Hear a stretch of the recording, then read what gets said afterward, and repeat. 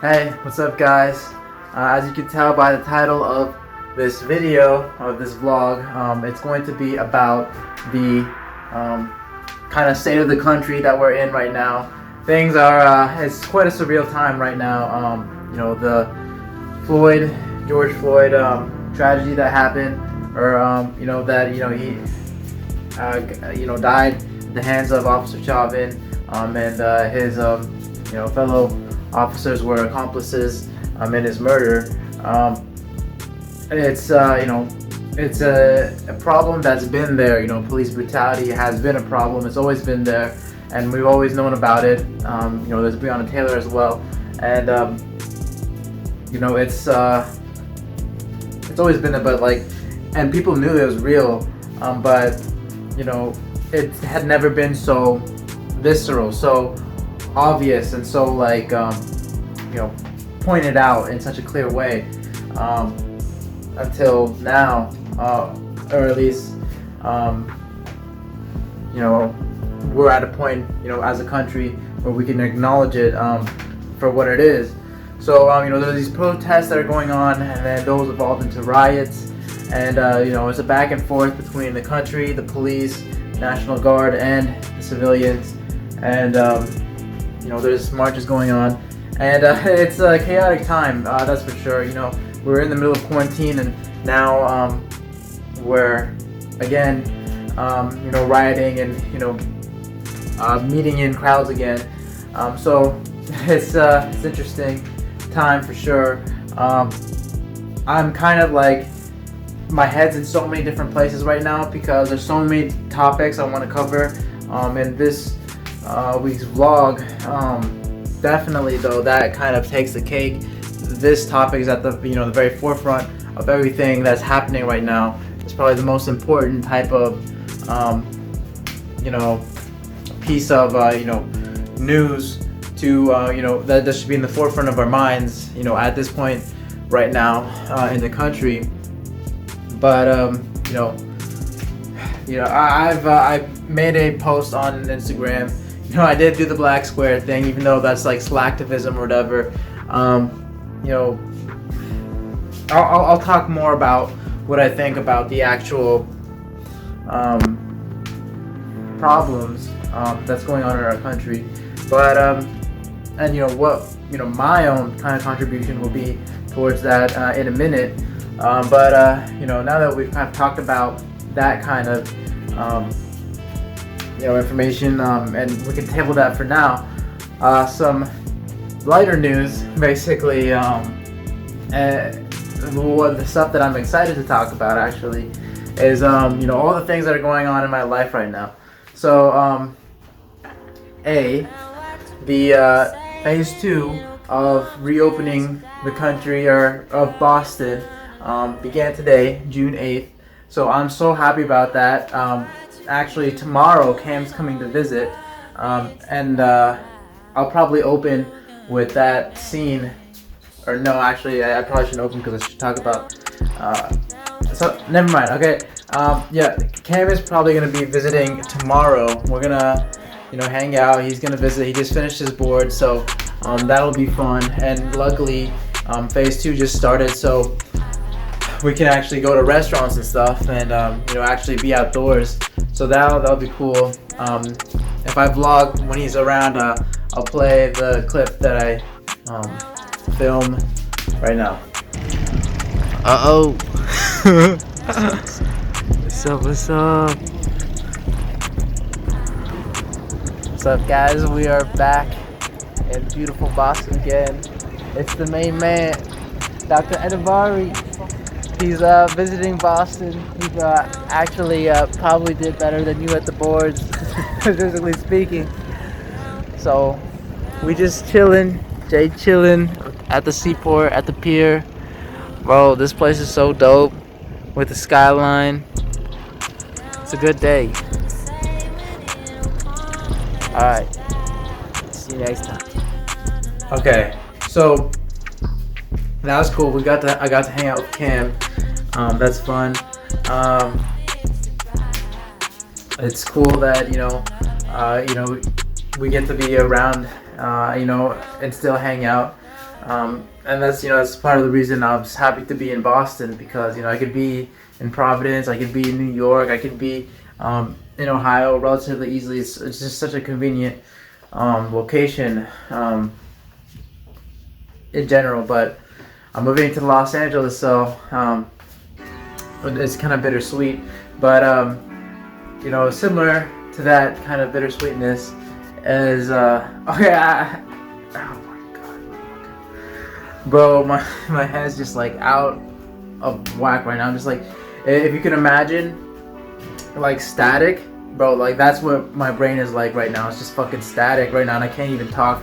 Like my mind is in just like scatterbrain right now. I'm trying to like bridge different topics together and like weave them into a single narrative, but like it's difficult.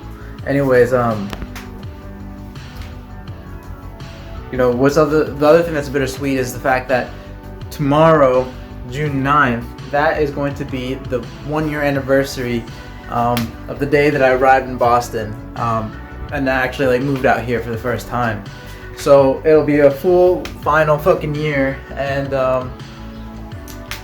it's gonna be, and yeah, like it's surreal for me, because it's like, damn, how did this happen? Like, how did I get here? Like how did time move by so fast? And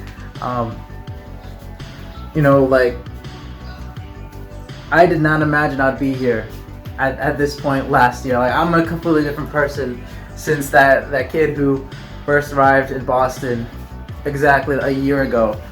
I'm so different now. I'm so much more mature, so much more grown, so much more wiser, and a lot stronger. I've become from a little minnow to a bigger fish, and I'm ready for some greater challenges. But yeah, that's just surreal to me.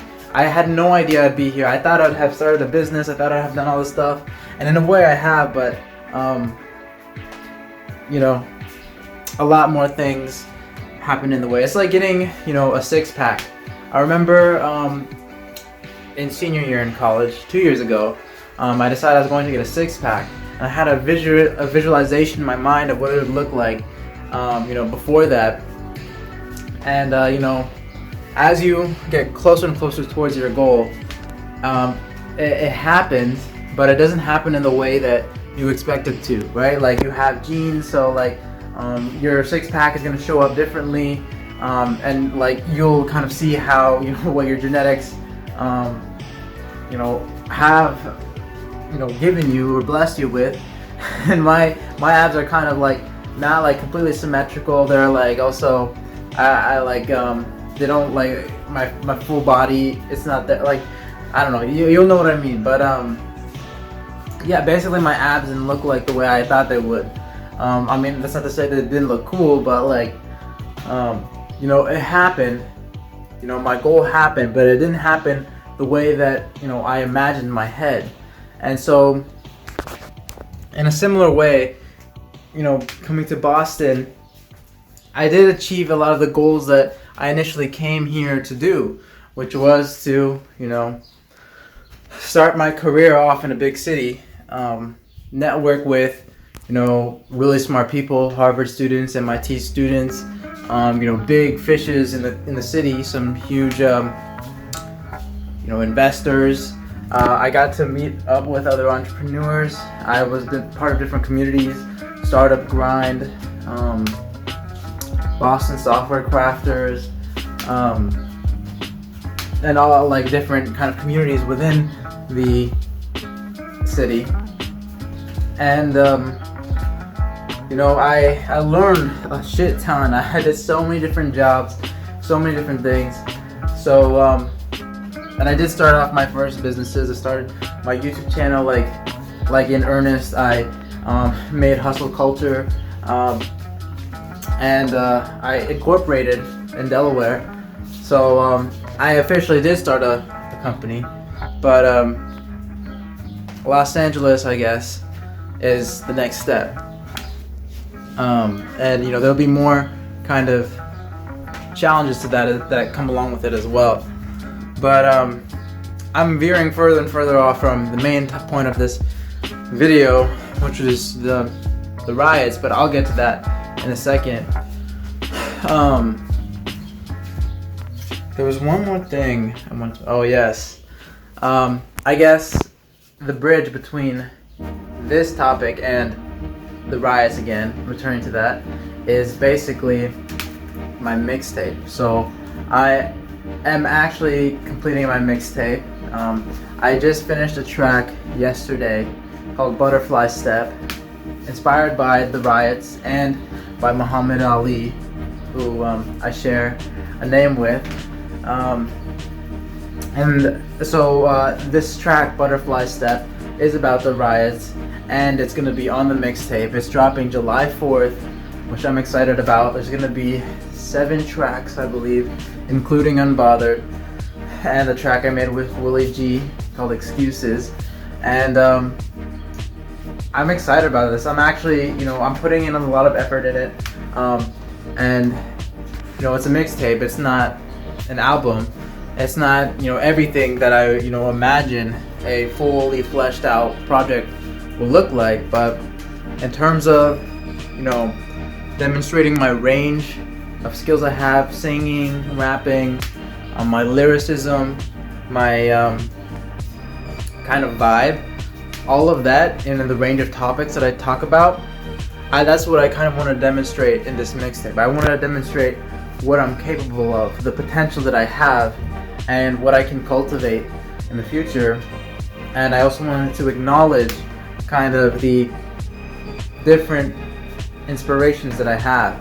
Mac Miller, Kanye West, Nipsey Hussle, A$AP Rocky, Kid Cudi. I wanted to acknowledge those influences, so that way, if I did come down to making an actual album, then that kind of background is already there. I've already laid out the, painted the setting for the actual work to come, the actual original work to kind of grow out of, if that makes any sense. I'm basically, if you can imagine Star Wars, right? How there's like fucking 12 or whatever films or 12 movies, like this mixtape kind of sets the background. It's like a prequel to like the actual main series of the actual music. So this mixtape is basically just laying the groundwork for what my artistic identity is, if that makes any sense. But I'm excited about that. I had no idea I would be making a mixtape when I came to Boston, but here we are. Just goes to show you just how much I didn't know about myself when I first got here. So I'm so proud of the person I became coming here. So I don't regret it at all moving out here. It's probably one of the greatest decisions I've ever made in my life. But anyways, okay, let's actually get serious. Okay, let's actually talk about this state of the country. George Floyd. What are we gonna do about it? The riots, the National Guard. Trump. He was saying we have to dominate. What is the right response? How do we deal with this complex issue? Before I kind of go into my own ideas about it, I want to preempt everything with the statement that I am a man of color. I am not a black man. I don't know what that experience is like, but I can say that I have experienced racism in my life, and belonging to a Desi South Asian community, there's also racism against black people in my community as well. So it's kind of two different fronts, right?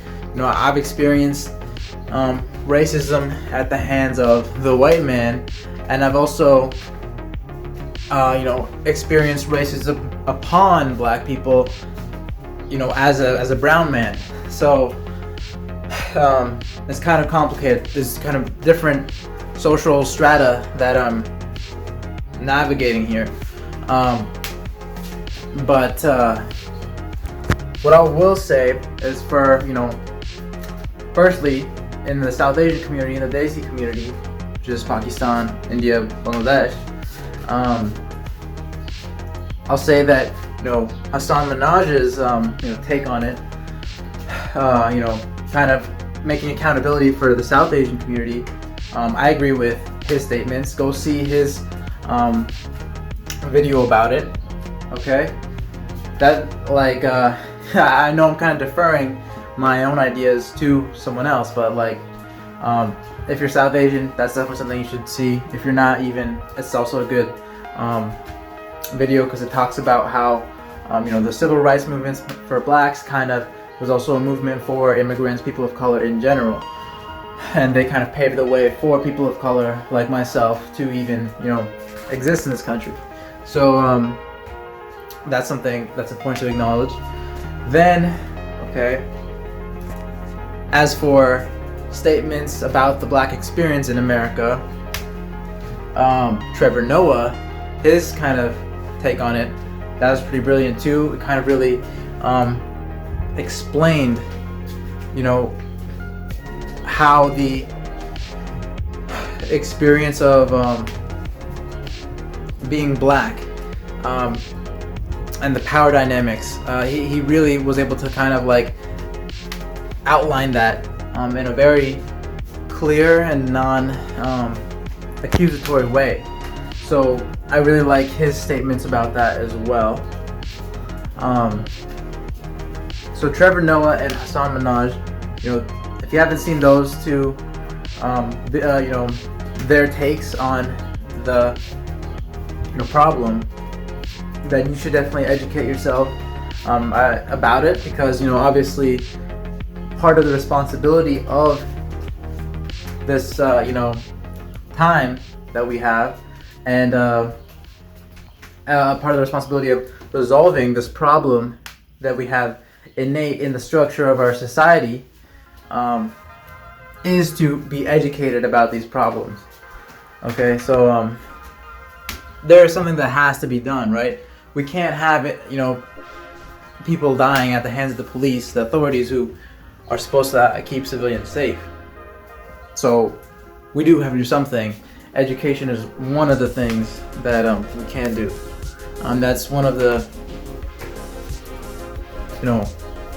things that I believe in firmly, but that's not enough. Obviously, it's a step though. So okay, so those two videos, Hasan Minhaj, Trevor Noah. Okay, that's the education part. Now, next step, right?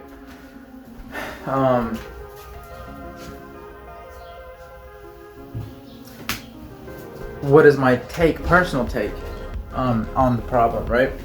On one hand, we have protesters who are peacefully protesting. Everybody can get behind that, it makes sense. It's an injustice, plain as day. You can see the video. So peaceful protesting, everybody's for that. Okay, that's good.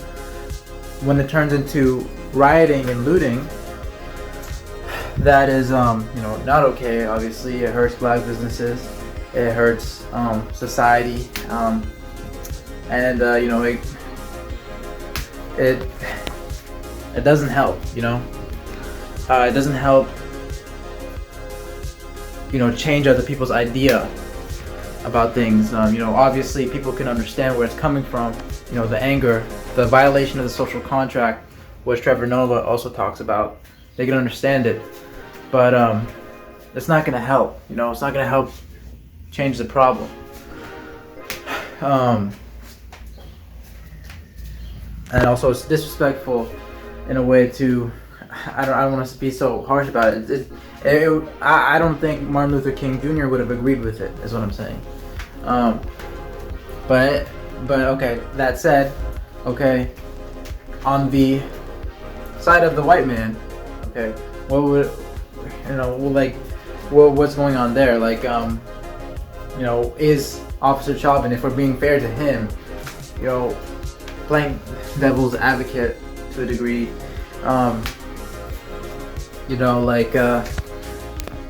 how are we supposed to, be fair to him? So, if you look into both of their histories, Floyd did have a history of criminality. He did have, several cases of legal cases against him, and he was trying to use like a fake bill in the first place. This is why the police were called. So he was wrong to do that, but obviously not to the point that he should be killed. So okay, with that acknowledged, right? He wasn't perfect, okay, but was Chauvin's handling of his, obviously it wasn't correct because he ended up killing him, murdering him. So but if we try to understand him, if we put ourselves in his shoes, what was going on in his head? Okay, well, he knew Floyd for 17 years, so this was kind of personal to him. He had a history of misconduct, like 18 cases of misconduct, abuse of power. So he's obviously a bully, and it kind of seemed personal to him. It seemed like a matter of pride that he had his knee on his neck. So you can see kind of where the motivations were. But yes, okay, we're acknowledging also Floyd's history of criminality as well. But obviously, that has nothing to do with him dying at the hands of police, right? That's him dying, more so at the hands of someone who's personally has a vendetta against him. Okay, so this is a complex issue. I don't know if I'm doing it justice right here, but okay, but what I'm saying is that I'm acknowledging all sides, all complexities of the situation. Okay, I'm being so careful with my words right now because I don't want to be politically incorrect. Anyways, okay, so then, having said the full story, or at least not the full story, but I guess the biggest pieces of it, okay? So now what's the proper response? How do you react to that? Okay, we already said peaceful protest is good, past that is bad, okay? What else? The long-term solution, right? Okay, there's different levels of change, right? There's social change, and there's legal change, or systemic change is what it is really, right? So social change is when you change society's idea, okay? Cultural engineering, it's when you have symbolic changes, right? Symbolic celebrations, or sort of symbolic wins, okay? When we acknowledge someone, when we give them a trophy, when we affirm them, when we represent them in our films and in our dramas, those are symbolic changes, symbolic wins, and that allows social change. That changes society's idea of what is right and what is wrong. It doesn't change the systemic ideas, it doesn't change the laws, it doesn't change who goes to prison, who gets free from prison, but it does change society's idea of social norms. Okay, so now we know we have to be more critical, or we have to be more empathetic about the plight of the black person, their experiences obviously being mishandled. Okay, so that's at the social level. The protests do that at the social level, but at the systemic level, which is the actual long-term solution, it has to happen at the voting stage. Okay, so that's the most important part. That's the key part. Okay, it's voting in the policymakers and the decision makers and the stakeholders that will decide everything else. Okay, they're the ones who will decide who gets to be an officer, what training goes into being an officer, what powers authorities have over others, and and who manages those people in power, who keeps them accountable. So it all happens at the voting level. That's how you introduce systemic change. The other way you can do it is you can,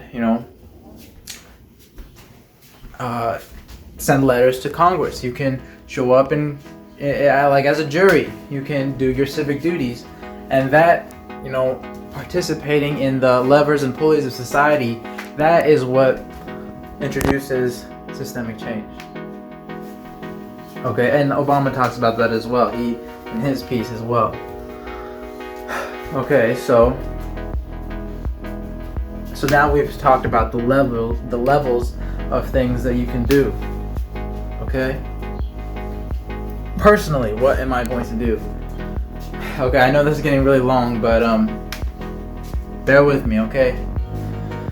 Personally, part of the motivation for creating this good life movement was so that I could help myself in the past. That's to say that, like, if I were 15, 16 years old, 17 or 18 even, watching the videos that I'm making now would have helped me get further in life at that age. Because there's so much that I had learned and accumulated from other people that have changed my life, that I had the opportunity to meet them and learn from them, that if I had never met them, my life would be completely different. And I know that I have access to people, and it's a privilege for me to meet these people that some people will never get a chance to meet in their lifetime. And some of this information is pretty held close to the chest, and they're not going to ever share it with you, because if they did, if everybody knew about this information, which is financial freedom, then their strategy to win the game of life isn't so effective. Because everybody knows it, everybody does it, everybody buys assets over liabilities.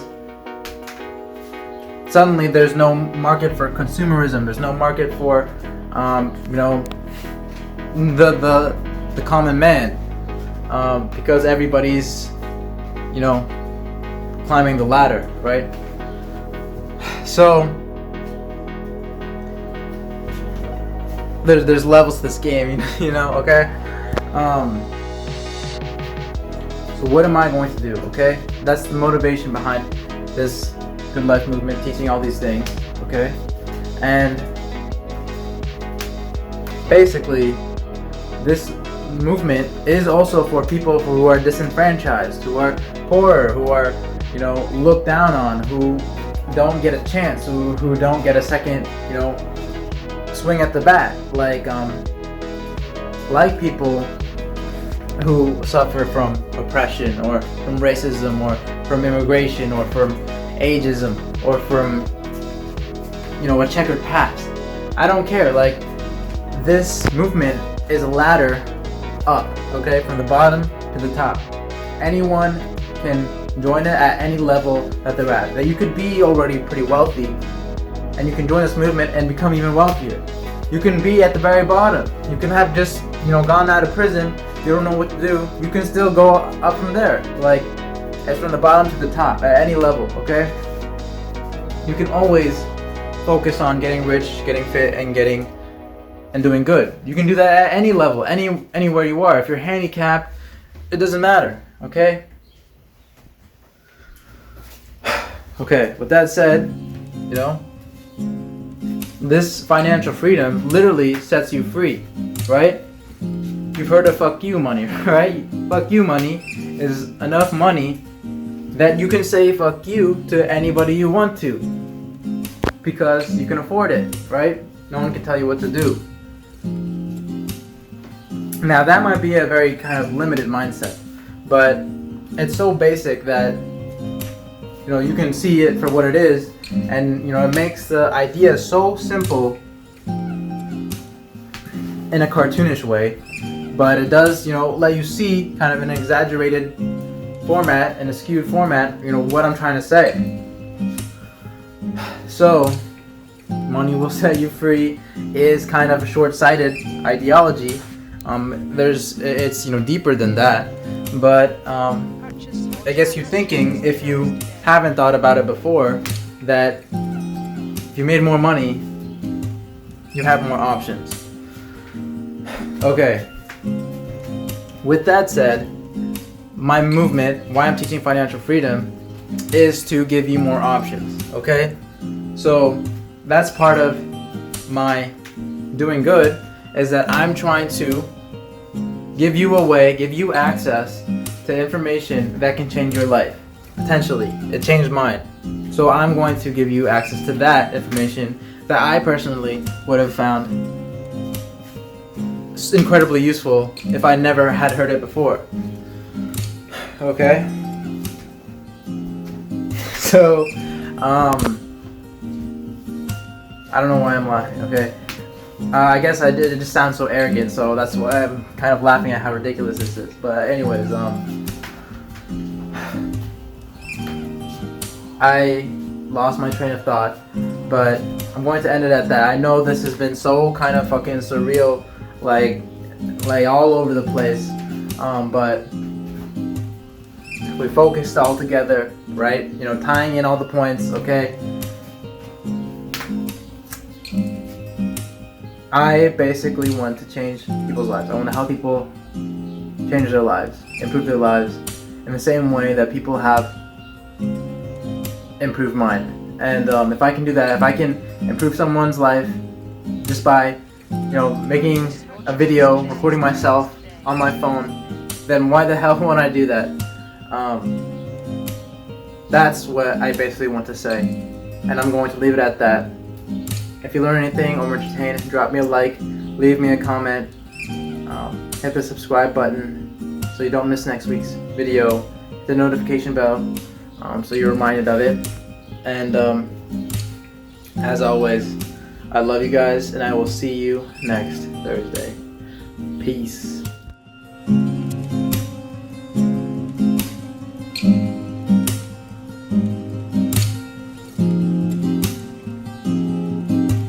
It's Brown University, bro. Big moves, bro. Ivy League's here. Big moves. Ivy League. Wallah. I'm just telling you. Ivy Yeah. League, bro. You guys are ready? But we going to China. We in Chinatown now. You. You know what it is.